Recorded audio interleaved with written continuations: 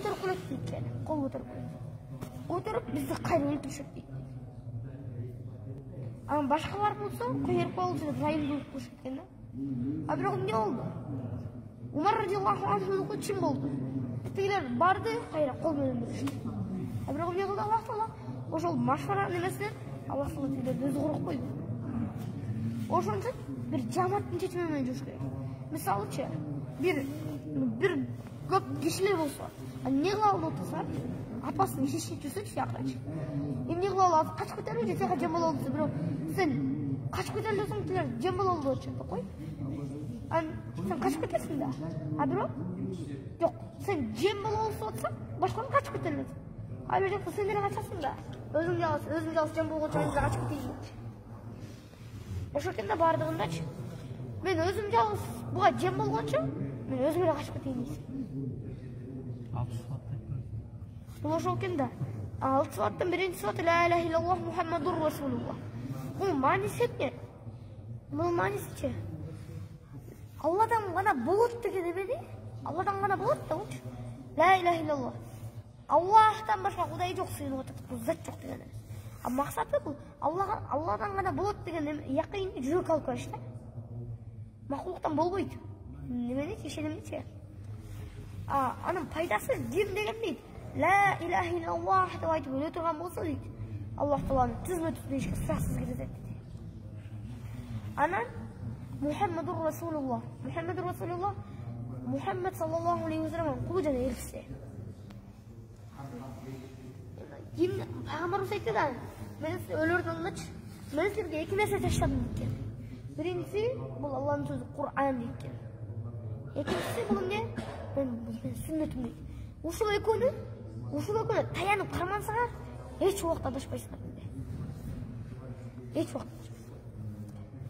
Бирок кимде дейт пайгамбарыбыз айтты да хадистин маанисинде менин бир сүннөтүм терилте турган болсо деди. Анда ага 100 шахиддин сообу берет. Бир шахиддин сообу дейт адамга бейишке кирүүгө жетиштүү болгон эме да соопта 99 даража берилет.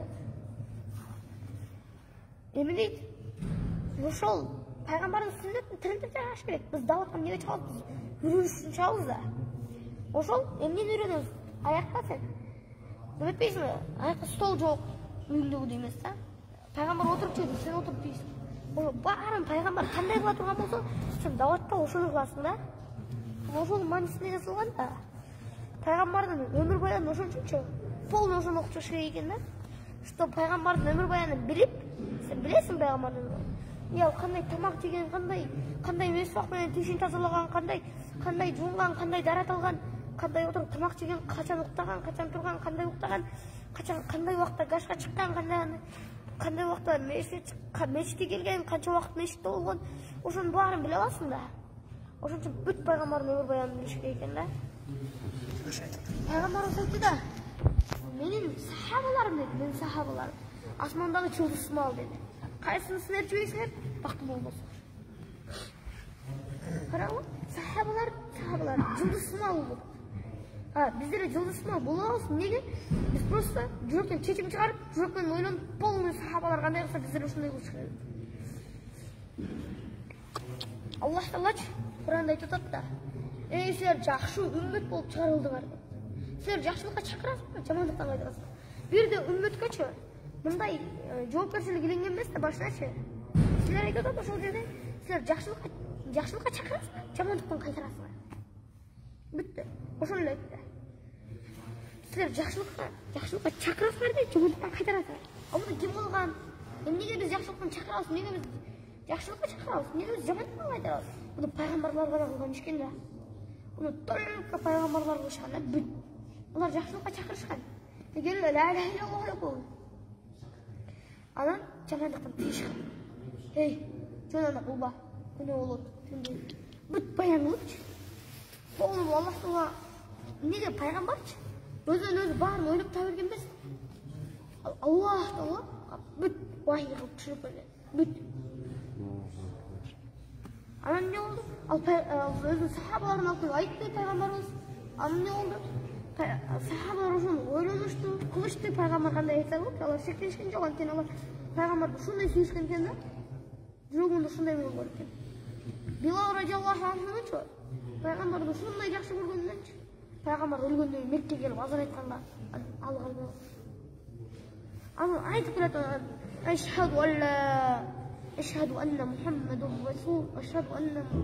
أشهد أن محمد رسول الله إلى قلبك خسير ошол кезде пайгамбарды ушундай жакшы көргөндүктөн Алла разы айта албаган. Ошол кезде бардыгыначы ошол якын пайгамбар деген якын Аллахтан болот. Пайгамбарды ертсе деген якын жок. Бул бирок өтө кыйын иш да. Ошон жүрөк алып келүү бүттү. Кыйынчылыктан, тозоктон, азаптан сен кайттың. Алла жолуна чык. Бүттү. Сен тозоктон кайттың. Неге? Анткени Аллах айтып атат. Аллах жолуна жукканча тозоктун оту түтүнүнөн бирип кетип койду. Всё, бирип кетти. Аллах таалачы бир да жаныбар мененчи анча кичкене эмес койгондачы бир да жаныбар. Бирок бир жаныбардан казарчы. Ат менен.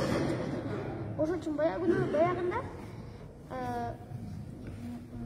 жана мурдакы муфтичи Максат ажы айтты да, Аллах Таала Куранда бир гана жаныбар менен касам ичкен алат. Жел жылкы багалы ал үйгө тынчтык береке бар болсун депчи. Ошол кезде барында жаныбарларда да зекет бар. Бирок ал атта деле зекет бар экен. Бирок 6 айдан ашык талаада жүргөн атка зекет берилбейт экен. Ой, зекет берилбейт экен. Бирок жүрбөгөн атка 6 айдан ашык талаада жүрбөгөн бош жүргөн атка зекет берилбейт экен да. Эгер атым 6 айдан ашык немеде талаада жүрүп калды бүттү, сага зекет бериш керек. Анткени ар бир жаныбардын зекети болот экен да. Намаз бул эмне десе, намаз бул Аллах тарабынан бизге үммөткө берилген, пайгамбардын үммөтүнө берилген. Билет экен да, Аллах тарабынан. Азыр бир эле бир тууганың же да бир алып келип берип койсочу бир подарок. Сен айтасың, "О, рахмат."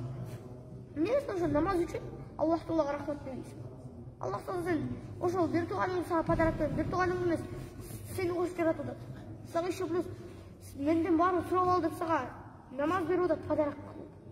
А эмне сен андан сурабайсың? Ага рахмат айтпайсың. Ошол кезде баарын ойлонуп иш кылыш керек экен да. Бирок мен айта берем. Бирок ошону толук бияка алып келиш керек экен да, жүрөккөчү. Бияка. Келбеди жүрөк. Анда сен жөнөнөн дейли. Бирок сен Аллах айтты. Ким мага ширк кошо турган болсо деди. Мен аны эч качан кечире албайм деди. Мен башкасын кечирем деди. Башка күнөөлөрдүчү.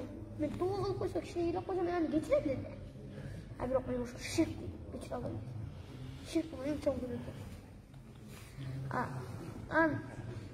Эң жакшы сооп кайсы? Эң жакшы сооп бул эмне бул адамды динге алып келиш дейт. Сен бир адамды динге алып келип койдуң, мисалычы. Бир адамды динге алып. Динге алып келип койдуң. Ал кылган сооп, мындан ары Алла сооп кылат да. Алда намаз окуп, Алла зекет берет, Алла садака. Ошонун сообу биригип сага келе берет экен да. Сизге да сооп болот, сага да. Ошон үчүнчү. Сен сообу ошол тик адам өлгөнчө боло берет да. Ал дагы динге алып келет. Ал өлүп калса деле ал динге алып өлүп калган киши динге алып келген бала дагы кыла берсе, аны сол эле кайра жасап кошулат. Эмне сен биринчи кишини динге алып келип койгонсуң дечи.